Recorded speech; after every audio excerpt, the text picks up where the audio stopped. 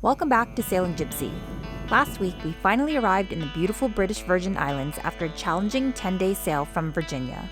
It was one of our most demanding passages yet, but it's like all's been forgotten the moment the anchor, a very pretty anchor, dropped in a calm and peaceful new place. While not all's forgotten, we've got damage to assess. We got right back into the groove of boat life, living off-grid, diving into spectacular underwater sights, and exploring the islands.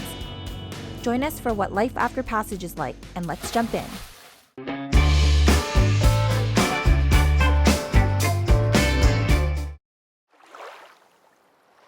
After catching up on some sleep, we've moved the boat, not very far, just over to a calm bay where we can be on our own, get some work done. We're going to be making water, so we don't want our little portable generator that we run our water maker off to annoy anybody. This is our view in front. On land, there's not much for sandy beach that I can see. It looks pretty rocky, kind of industrial over there. We're in about 35 feet of water. It's a beautiful crystal blue. Excited to swim in it later after we get some chores done.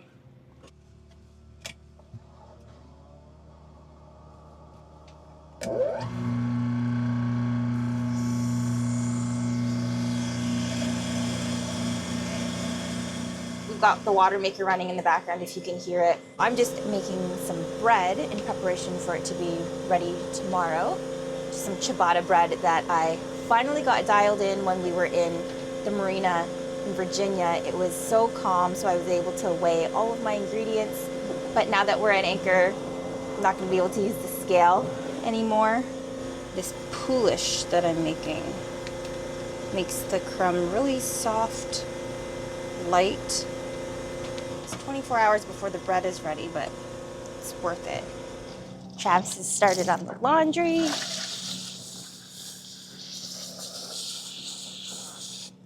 We'll have to save the big stuff for later, like sweaters and stuff that we used on that cold sail. Let's just say these were the first and only things that needed the Travis's socks. needed washing pad. Travis's socks are Horrendous. there's something else. I don't like wearing socks. We'll have to save our bigger sweaters, pants, and all of that for when we get somewhere with a laundromat, because it just doesn't make sense to wash that stuff on the boat. Like, it just takes up way too much water. It's hard to rinse. And we don't have that washing machine that I was hoping we were going to get on this boat. We've kind of designated that space for all of our appliances. On this boat, we have over double the amount of water tankage that we had on our previous boat, but we only have like 40 gallons, which is less than we've ever had, that's actually available to us, because out of our 3 tanks, we're only filling 1 at the moment. We noticed on passage that one of our main tanks must have blew a seal or something like that, because we noticed a drastic amount of water like leak out from the tank. But it was all fine when we were using that tank in the marina in Virginia, where it was also very, very dead calm. So if there was a slow leak, I don't know if we would have noticed it. I don't know. We might try filling that tank today to see if it holds. We have 1 tank that we had designated for like outdoor showers and stuff that we had used on our sail from Panama to Florida. But after that sail, that tank was depleted, and we can't fill it right now because we don't have our water maker hooked up in a way where it fills that tank. We still got to figure that out. We'd have to fill it with a hose, I guess. Yeah, clean the boat, clean the windows. Then we're having issues with their solar panel too. Oh yeah, we've got to assess. This is why we came here, just to work out the kinks in the boat. But Might you be know a what, wiring though? issue, I'm hoping. It's like we had all this time in Virginia to get everything squared away and ready to be off-grid ready. But like, as soon as you use the boat, things are gonna break. The seam in the tank is what I think is the cause of why we're getting a leakage. And the pressure that we were in that sea state was like probably just splitting that seam enough that it was leaking out. But when we're sitting at anchor, or I mean sitting at a marina, and there's no, it's just dead calm, that seam's just gonna hold, is my guess. So we're gonna fill it now, and yeah, just see if it holds. And if it does hold, then we know it's definitely under like heavy sea state, we'll start leaking. But yeah, because definitely 1 tank, which is 40 gallons, is not enough if we're gonna be washing down the boat, doing laundry, swimming, rinsing off, cooking, drinking it, all of the things. yeah, we use a lot of water. Yeah. So, I mean, we thought we arrived here with more water than we've ever had before, more solar than we've ever had before. But the solar, one of the main panels on top of our Bimini isn't generating as much solar as it should. No, it's producing half the amperage as the other panel. Yeah, so I got to go through and check the wiring and see what it is, because we need that solar. yeah, we should be getting way more. It's very, very sunny today, so.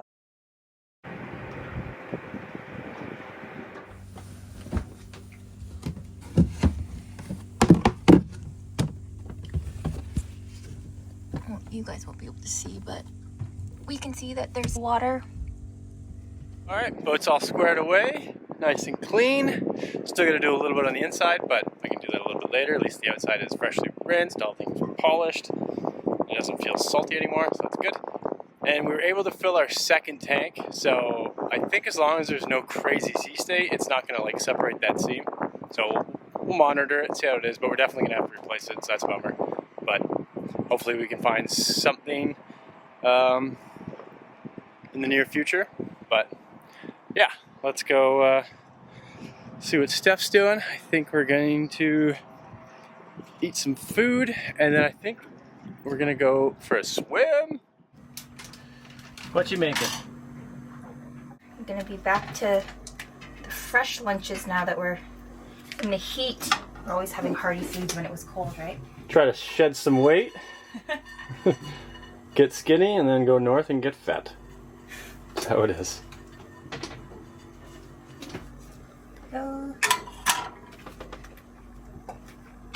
A couple episodes back, we shared with you our new Dinghy, which is essentially our car while we're out here, and it was finally time to take her out.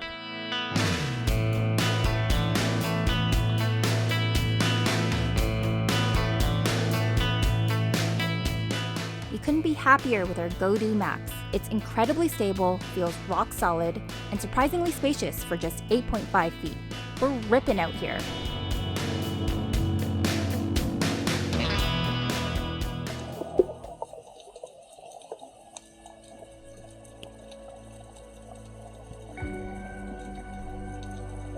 It was our first dive, and it felt so good to be back in these crystal clear waters.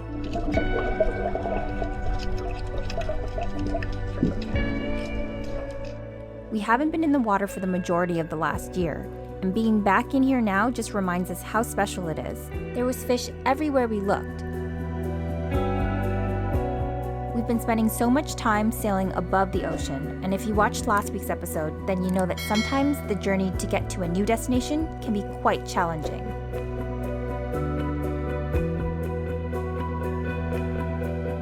Those times truly make us appreciate being able to connect with the beauty below.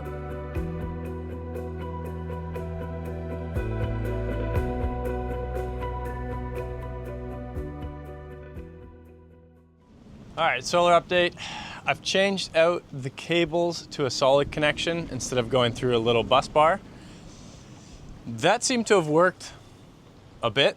We're now getting 20 amps out of the panel, but our starboard panel will still get 30 amps. So I think there's still some resistance in the cabling itself. It's 10 gauge cable, so I know that's fine.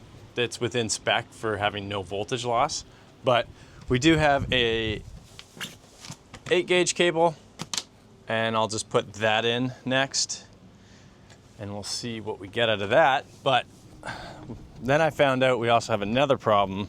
It's kind of a big problem. That guy. Any bit of shading from this on to the panel, we lose efficiency on the panel, so it really sucks. So it'll either be one panel or the other panel will lose efficiency. We're gonna have to move that probably up the mast at some point. So what we're gonna have to do is I'm gonna remove it, and then I'm gonna actually have to cut off the mounting points on it to just totally delete it off of the Bimini. So then we don't have any shading, because we really need all the power from these panels, which kind of sucks, but it is good because we don't need radar, in my opinion, in the Caribbean. I think we'll need radar when we start heading north. I think that's where we'll really need it. So I think in the Caribbean, we're just gonna cut it off. We'll put the radar aside until we can get the mounting points, and then we'll need a new cable so we can run all that stuff down there. So what we're gonna have to do, so we're just gonna have to wait for a very calm anchorage, and then I'll have to move the panels aside and then cut off that bracket and everything.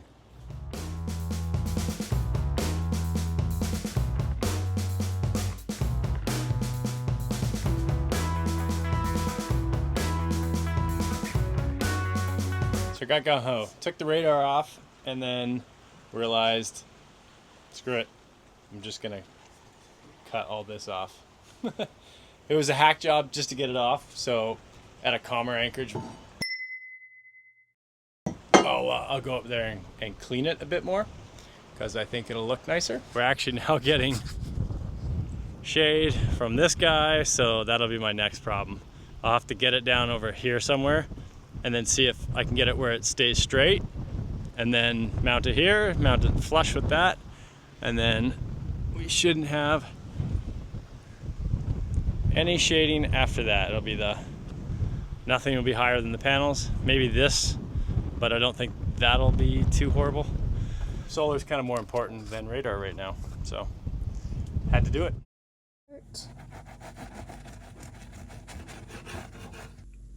Perfect ciabatta. What we enjoy about the BVIs is that you can make little hops around each of the islands. We've only done 3 sails on J2, yet covered 3,500 nautical miles. You can imagine how refreshing and relaxing it feels to be able to drop the hook and explore multiple spots each day. We realized that we actually never showed you the ground tackle that we've got on Gypsy 2. This was one of the essential upgrades that we made back when we were in Virginia. All right, since we're on the hard, I thought it'd be a good idea to run out our new chain and mark it. We went with Titan chain, and we have 200 feet of 3H chain, G43 chain, which is what you want. And it's gonna be cool because we had 5/16 chain before, even on our other boat, and we kind of floated around a little bit at anchor. I hear that if you go to 3H, you'll float around less because the chain itself, just the weight of that going down 10 to 20 feet or up, your bow just floats around less and you kind of stay more put because the chain itself is just heavier. So pretty excited, and we also have a new anchor, which I'm really excited to show you that. I haven't even looked at it yet. I cannot wait to put it on the boat. So we just got new bow rollers, and because we got new chain, we're gonna have to put our new Gypsy on. So we had to obviously get a new Gypsy. So let's put that on and let the chain go.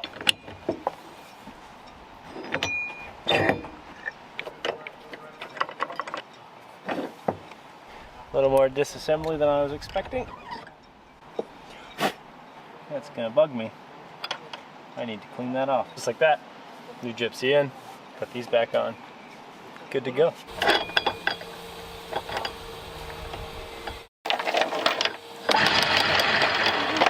That looks sick, eh? Sick, eh? Such a proper sized chain. So how we're gonna mark out the chain is how we've always done it. We mark the first 50 feet because we never pay out less than 50 feet. And then from there on, we do 25-foot increments until the end of the chain, and we just mark it off with zip ties. We found that to work the best. They last for quite a while, and we double up on them, so if one falls off, we still have a marker. Correction, we triple tied them.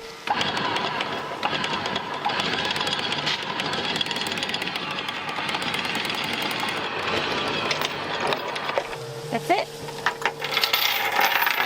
This fancy bit. Maybe people can guess, though, by what you're doing there.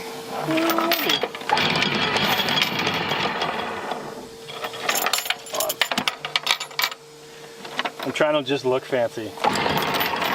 Make it look like we have stainless steel chain. That's what I'm trying to do. We've got that separating the two different metals. I cannot wait to put this anchor on.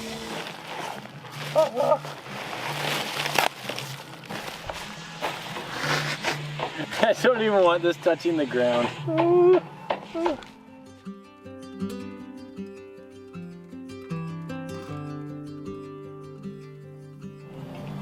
How shiny it is.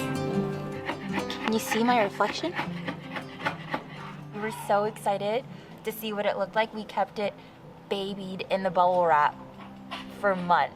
This thing's never gonna have a scratch on it. I will be buffing it every time it comes up, I swear. It is It is so nice. Okay, not only like is this a really pretty anchor, I actually now think this is probably one of the world's best anchors. The way it's designed is just next level. For the past 4 years, we've only relied on Rockna's MK1 as our main anchor. It was the one we had on Gypsy 1 and the same anchor that Gypsy 2 came equipped with. Once we learned that Rockna came out with their MK2, which was essentially perfecting the design pattern of its predecessor, it was a no-brainer when it came to upgrading, and we were so excited to give this a try. The MK2 has several design enhancements aimed at improving strength and performance. The shank features a patented I&V profile design, making it the toughest Rockna shank of all their anchors. The MK2's fluke has more surface area than the original, and it's been redesigned with a weighted and reinforced tip. Basically, any extraneous steel was moved to where it helps for weight distribution, penetration, and strength in holding power. Rockna's patented roll foil is a sculpted variation of the original roll bar, and as you can see, it's flatter. The redesign in this area is to help with even better self-righting, reduced clogging, extra assistance in setting should the anchor land upside down, and for a deeper set. As for the polished stainless, well, that's just a pretty bonus because even the most rugged boat deserves a little sparkle. I never want it to touch the ground. We noticed that our previous anchor would hit the bottom of the bowsprit as we brought it up. So it was definitely time for a modification so that we didn't get any unnecessary dings on our brand new jewelry piece.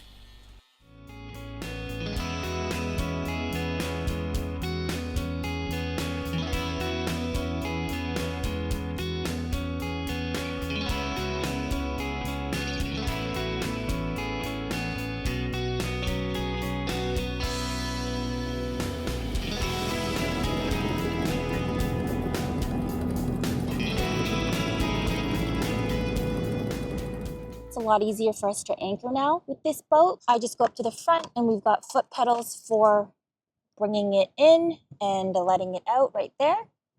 I don't need to open an anchor locker or anything because our windlass is on the top now. So I let it out and then we secure our snubber on it. We're anchored.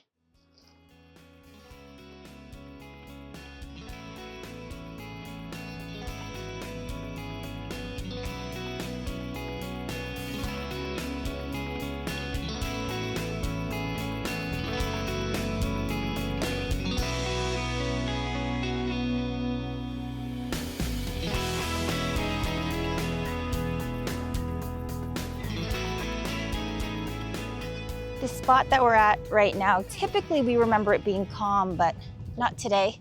When we were here, I guess 11 months ago or so, they were doing a lot of construction on the beach for the resort here that got wiped out by Irma back in 2017. They've closed off the anchorage a lot by putting a lot of mooring balls in place now. So we found a little spot here with our friends. We're not going to stay here for the night because it's very swelly. We're just dropping the hook. We're going to dinghy over to a really, really epic snorkel spot, one of our favorites here in the BVIs, and then we'll probably just pick up and find somewhere a little calmer for the night.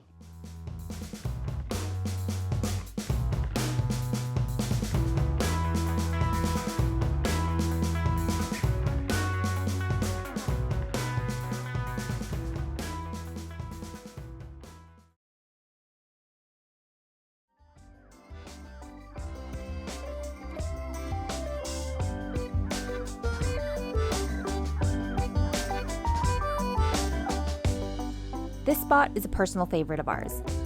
15 men on a dead man's chest, yo ho ho and a bottle of rum. Legend has it, it's the uninhabited island where Blackbeard marooned 15 of his men with only a bottle of rum. We enjoy the freediving here because of the abundant fan coral, valleys to swim through, and you never know what might be hiding in each nook and cranny.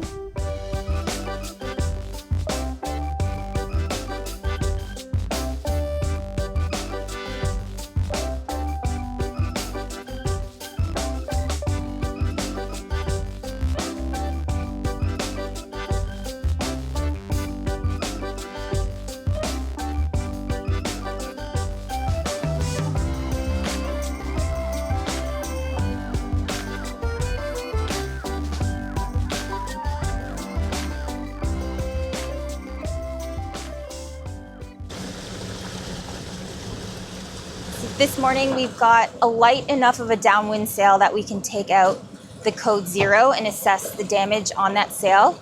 We had ripped the sail, I think it was either day 2 or 3. We had a gust of wind and we didn't furl it in quick enough, and we noticed that we had torn it a bit. So I think we'll have an opportunity to roll it out, take a look at it. So are we going to put this up and then just take a look at it and then furl it right back in? Yeah, because we couldn't furl it in properly last time. So I just want to get it furled in properly. We just got it down as quick as we could, shoved it in the dinghy, put it away for the rest of the sail. Yeah.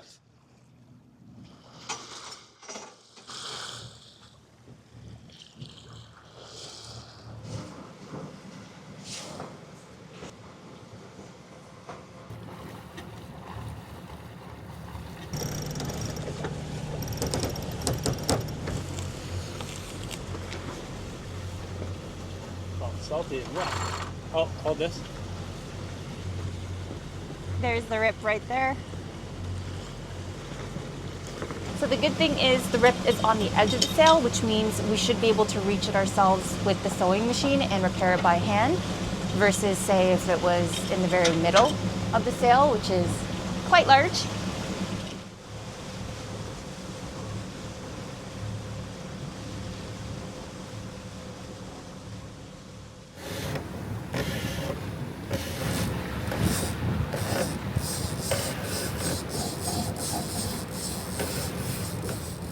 We furled in the code 0 neatly, and it was good timing as we were just approaching the anchorage on the main island, where we've got a few errands to run.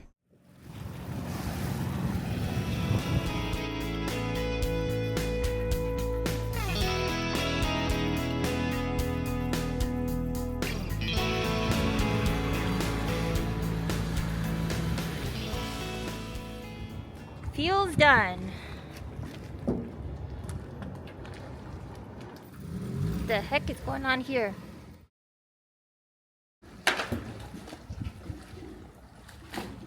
Next up, groceries.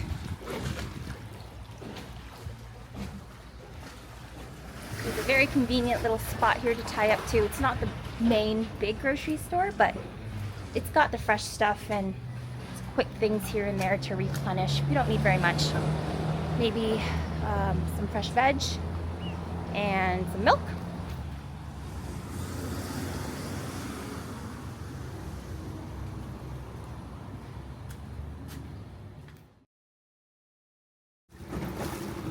I love this dinghy. Yeah, I like this spot here. Back to the boat. Back to the boat.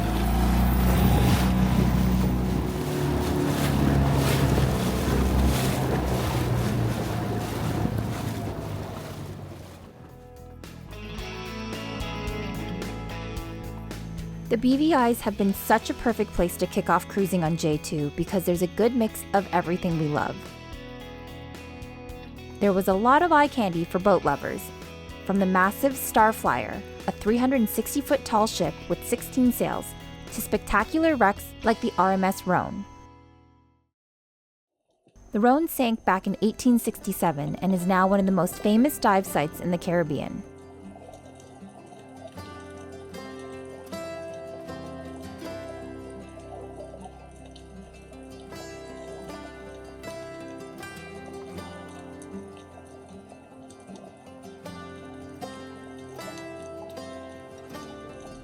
Then, of course, there's all the marine life, like we had mentioned. Check out this octopus just hanging out on the Rhone.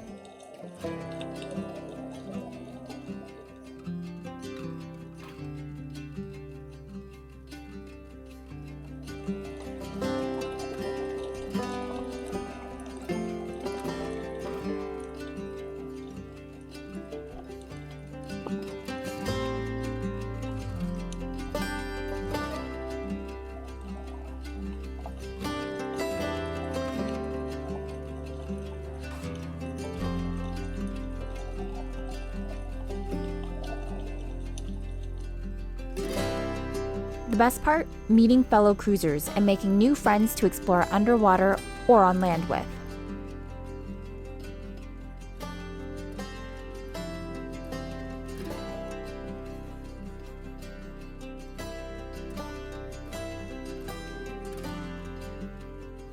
We're up early-ish.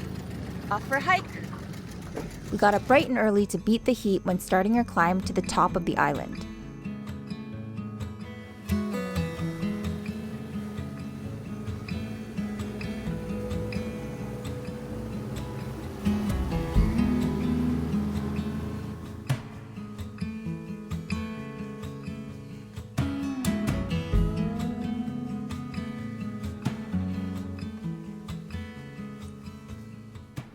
Whoa. 4 feet on the stripes. Wow. The sandwich. Okay. I've got some, but they're $30. It's not just the view at the end of a long hike that's rewarding. It's a special feeling when we look out at the water we sailed across to get here, and knowing that we did it on our own. All the moments that we've shared in this episode are why we chose this lifestyle, and what keep fueling our love for the journey ahead. These are the highs that we've said always outweigh the lows.